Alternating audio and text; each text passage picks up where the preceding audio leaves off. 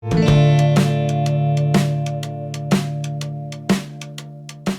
parti. Ce matin, on va parler de la Carbest RW. Donc c'est notre baie projetable qu'on a voulu poser sur le camion.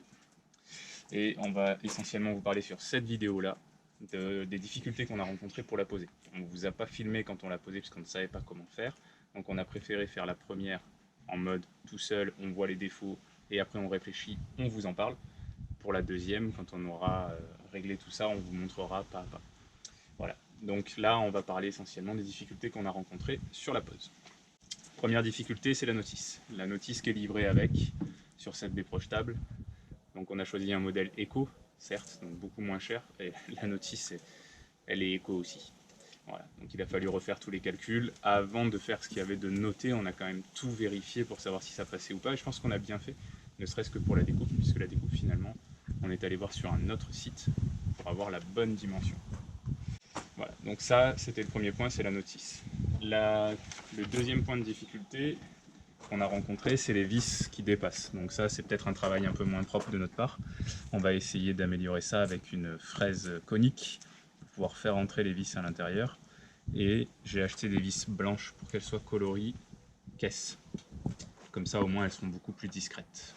Le troisième point, donc du coup de difficulté, et qui va aussi en liaison avec ces vis, c'est le joint périphérique. Le joint périphérique, quand je l'ai posé, j'avais vu sur YouTube une vidéo qui parlait de découper 1 cm plus court et puis après d'étirer le joint. C'était une possibilité. Alors en fait, c'est une bêtise, faut absolument pas le faire, parce qu'en fait, quand on l'étire, donc forcément dans les arrondis, ça l'enlève, puisque ça le tire vers le point de jonction. Donc ça ne vient pas couvrir les vis. Donc là, pareil, du coup on va l'enlever, on va le refaire, je vais rajouter un morceau, je vais essayer de faire une jonction sur ces morceaux pour que ça reste étanche. Mais du coup je vais lui redonner un petit peu de place pour qu'il vienne cacher les vis, comme ceci.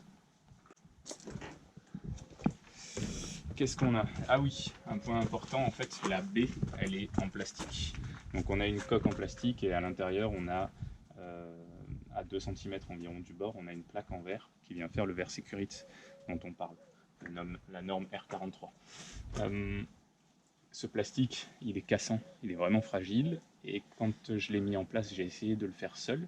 Donc là, on est sur un grand modèle, et en fait, il a cassé dans ma main, mais très facilement. Donc le conseil, c'est vraiment de la poser à deux. Là-dessus, il n'y a rien d'autre à faire, c'est vraiment de la poser à deux. Malheureusement, nous avons abîmé nos deux baies projetables simplement en les manipulant. Sinon, ça casse vraiment. Bon, j'essaierai de la recoller, du coup de la réparer. Celle-ci, on la mettra à l'arrière, comme ça, il n'y aura pas le vent qui va venir taper sur ce morceau-là. Une question qu'on se pose encore, c'est sur l'étanchéité et sur les effractions. Donc au niveau étanchéité, le principe, c'est que ce joint a une boursouflure, et donc quand la fenêtre va venir s'appuyer contre, ça va faire l'étanchéité. Quand on la ferme comme ça, on voit qu'elle ne touche pas. Et en fait, c'est quand on vient actionner les petits leviers de fixation, on vient plaquer. En fait, ça va venir tirer là-dessus, ça va venir plaquer la fenêtre contre le joint d'étanchéité. Quand on le fait, sur le bas, ça touche. Sur les côtés, comme j'ai des fixations, ça touche. Par contre, sur la partie haute, du coup, ça ne touche pas. Donc pour l'instant, j'ai ce souci-là, c'est que si je passe une feuille entre le joint et la fenêtre, la feuille passe. Donc je ne suis pas étanche. Et au niveau effraction, comme on n'a pas de cadre, on s'est beaucoup posé la question, on n'a pas trouvé de solution pour l'instant, on est vraiment dans une réflexion, c'est que là, il y a quand même l'espace quasiment de passer mes doigts.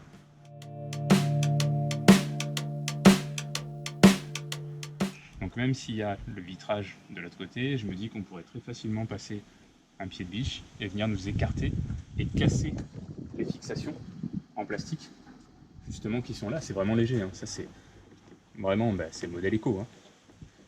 Donc voilà, on verra ce qu'on peut faire là-dessus et on verra si on change les systèmes de fixation ou pas. Voilà, on fait tout ça, on fait des essais, on voit si ça donne du propre, et puis après on refait une vidéo en posant la deuxième avec les choses que nous aurons améliorées sur la fenêtre.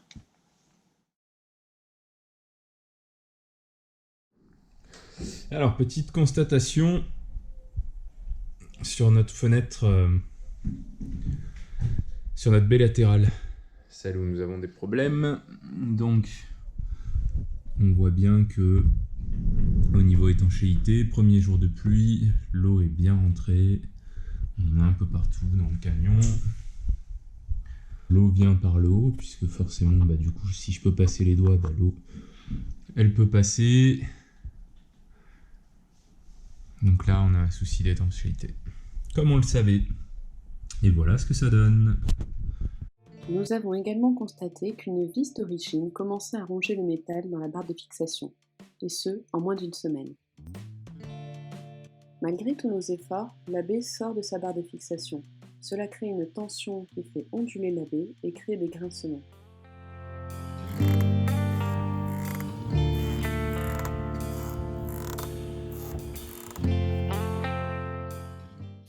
Alors elle, c'est la plus problématique, on ne peut même plus l'enfoncer complètement, et il y a des fois ça va.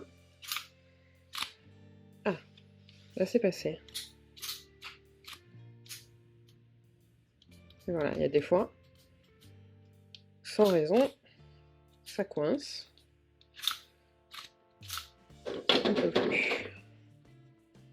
Et les autres, c'est rêche, ça passe. Là, c'est difficile d'avoir les crans, hein. Ah, ben voilà. Là, alors là, vous allez comprendre pourquoi. Ok, donc là, c'est voilà, typiquement le genre de problème que l'on rencontre, ça ne se ferme pas.